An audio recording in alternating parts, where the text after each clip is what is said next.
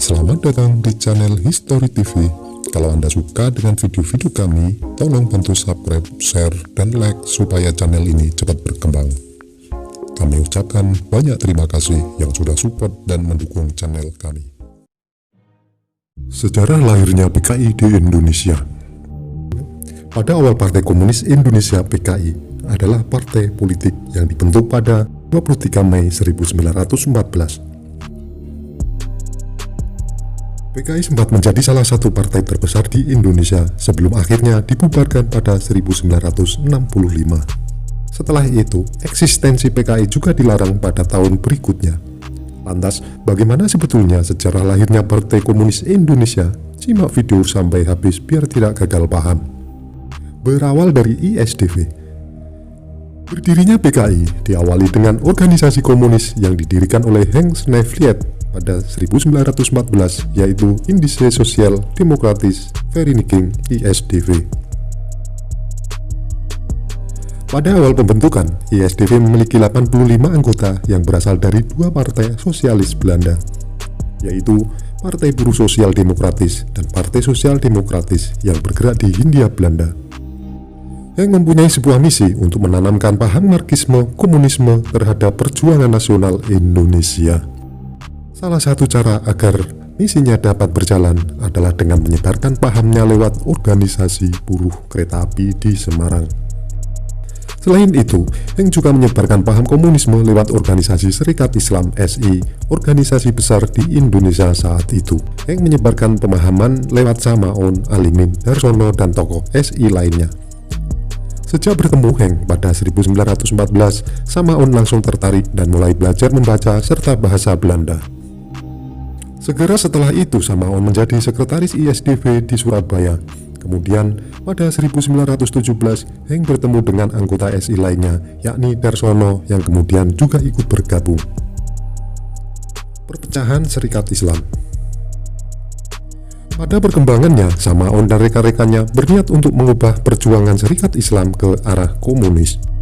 Hal ini tentu tidak langsung diterima begitu saja oleh anggota SI lainnya, hingga akhirnya timbul perpecahan.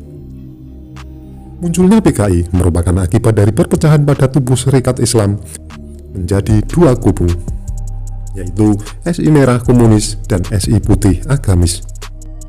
Samaun bersama anggota SI Merah dan tokoh komunis kemudian mengadakan Kongres ISDV di Semarang pada Mei 1920.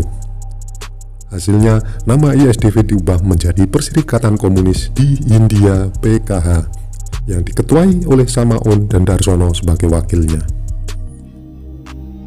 Sedangkan yang menjabat sebagai sekretaris dan bendahara adalah orang Belanda.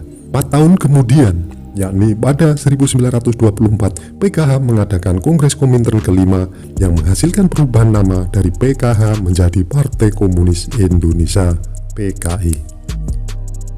Sejak saat itu, PKI terus memperjuangkan kemerdekaan Indonesia dengan menentang kolonialisme Belanda.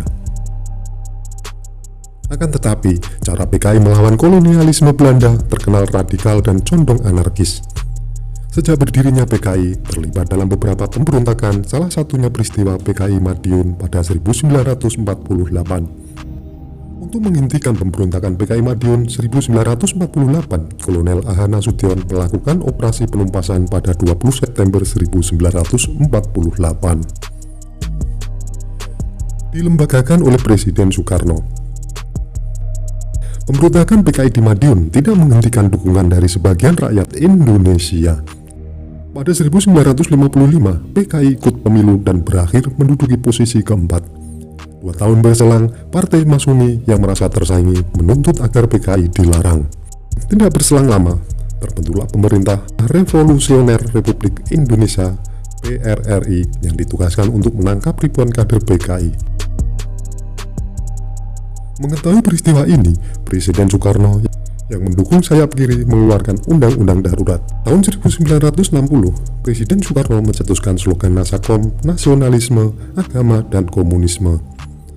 Lewat Nasakom, PKI pun dilembagakan oleh Presiden Soekarno. Namun PKI akhirnya dibubarkan 1965 setelah peristiwa gerakan 30 September.